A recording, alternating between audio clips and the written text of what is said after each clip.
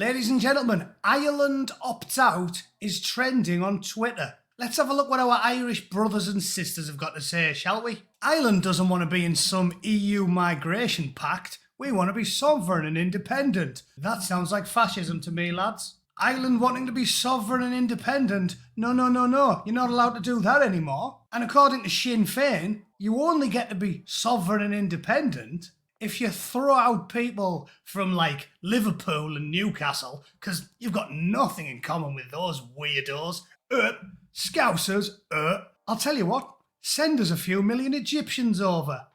We'll get on brilliantly with those boys. 400 years on, a reminder that multiculturalism doesn't work. We need strong border controls and mass deportations. My God, what is with all these fascists in Ireland? Professional Roma gypsy begging gangs getting called out in Ireland. They already receive full social housing and welfare benefits paid by Irish taxpayers, and very few have worked or paid taxes. Listen.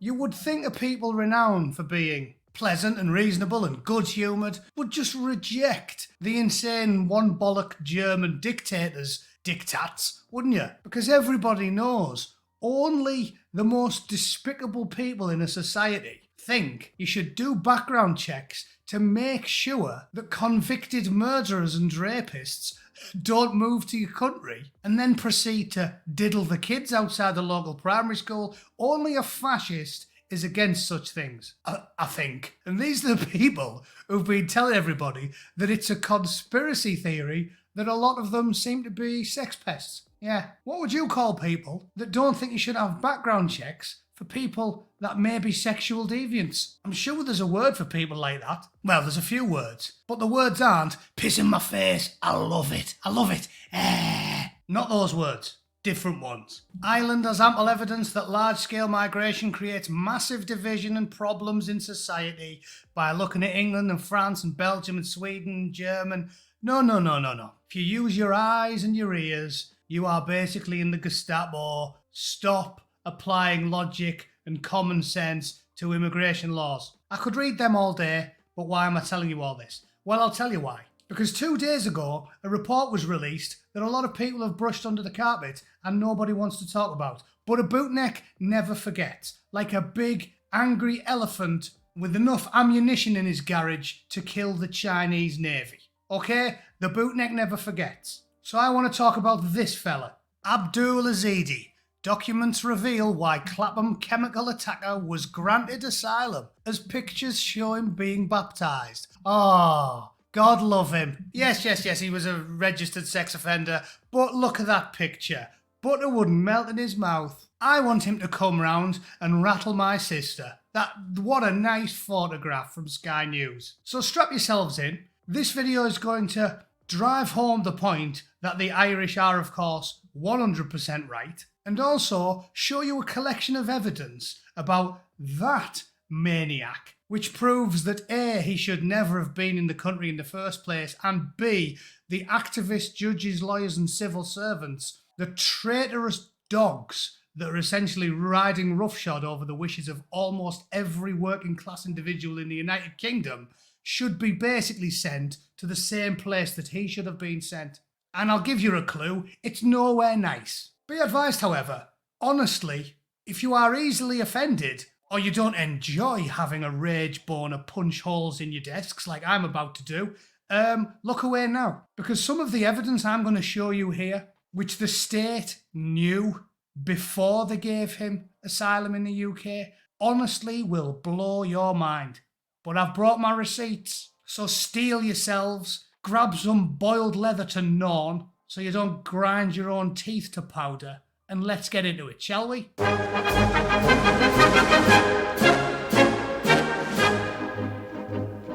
From the 27th of March 2024, documents revealing why Clapham chemical attacker Abdul Ezedi, a convicted sex offender, was granted asylum have been made public for the first time, while Sky News has obtained pictures of him being baptised. Yes, ladies and gentlemen, I am not making that up. He was denied asylum, then he committed some sex attacks, and then we went, oh, he's committed a few sex attacks. Bring him in then. Bring him in. Can you imagine if you were having a house party and a few people turned up who you didn't recognise? And he said, does anyone know these two? And then a neighbour said, I don't, but I do believe he's been convicted of multiple sexual offences. You wouldn't go, come on in then. The Vaseline is upstairs and the kids are playing in the back room. Enjoy yourself, mate. The 35-year-old from Afghanistan, nice part of the world that. Everybody knows all of the most trustworthy and friendly and reliable people come from Afghanistan. That is why when I was over there, almost every time I went for a walk, somebody was trying to poke holes in me with an AK-47. Nice people. He had twice been refused asylum by the Home Office after arriving in the back of a lorry. Yes, he did come illegally in the back of a lorry, so he was a known lawbreaker and a criminal before he even arrived in the UK. You are reading that correctly. The second refusal was overturned by a judge in an appeal hearing because of his claim to have converted to Christianity. A suggestion that he would be at risk of persecution if he returned to Afghanistan was supported by a vicar. Yes, because humans don't lie. No, they don't lie. Every single time a copper or a judge or a barrister or a lawyer or anyone stops someone in the street and says, you look just like the person that's just left that murder scene. Did you just murder someone? If they say, no, it wasn't me, well, we all know it definitely couldn't have been them then, so we should just send them on the way. Easy. We don't need detectives. We just need social workers in pinstripe suits to walk around the streets just asking people, you, have you committed any crimes lately? No. Okay, free to go. You, have you committed any crimes recently? Yeah, I have. Yeah, lock me up. Nice one. Jail with him. Easy, innit? The crime rate will be zero if you put the do-gooders in charge. The clever, educated people, make them run the country, and the crime rate will nosedive. You couldn't make this stuff up. You really couldn't. The details of the hearing were not initially made public, but Sky News can reveal what happened. Oh yeah, they wouldn't not make them public because they had things in there that would prove to us all that the agents of the state are full-blown traitors, treacherous dogs that put their political ideology over the safety of women and children in the UK. They wouldn't do that, would they? Yeah, they would.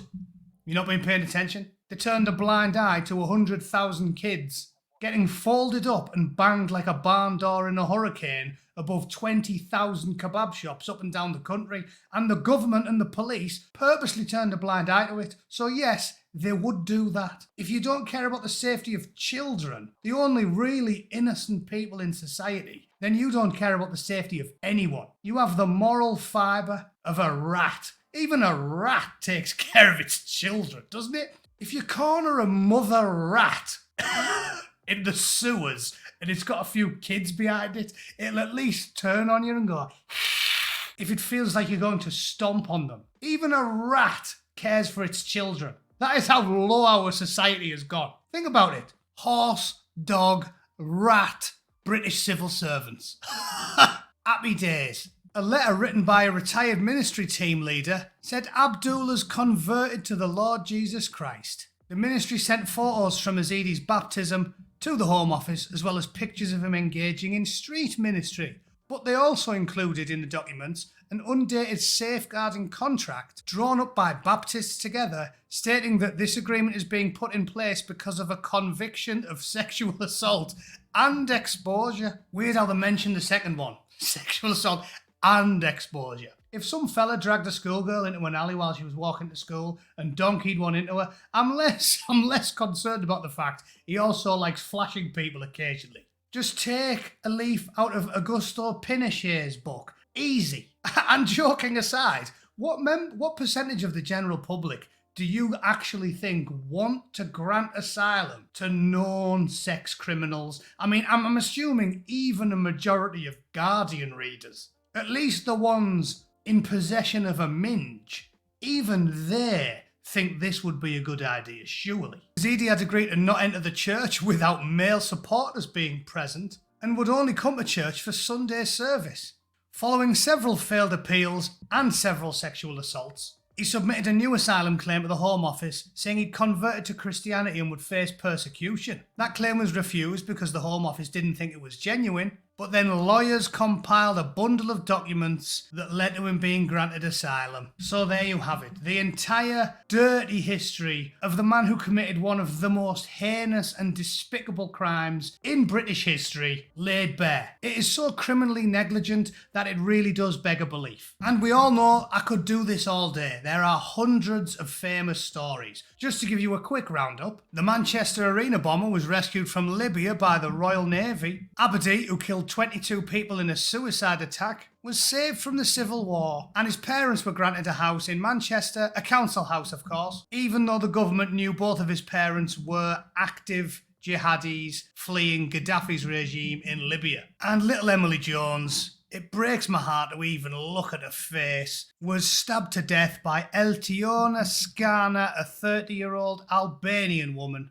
who should never have been in the country in the first place. To sum up, ladies and gentlemen, hundreds of people have been killed and thousands of women have been left with a very, very sore minge as a result of deranged, delusional, criminally negligent activists. Philip Rutnam at the Home Office should be in prison, dozens of employees at the Home Office, and if I had my way, almost everybody in the Houses of Parliament. If Bootneck was in charge, I would make the likes of Margaret Thatcher, a liberal now called far right by anybody who reads the BBC. I would make her look like a pussycat. The coppers battering the miners would look about as aggressive as Paris Hilton's chihuahua if I was in charge. These people are disgraceful. There is blood on their hands and jizz in their wellies as a result of this stuff. Disgraceful. But that's just what I think. If you think there are no repercussions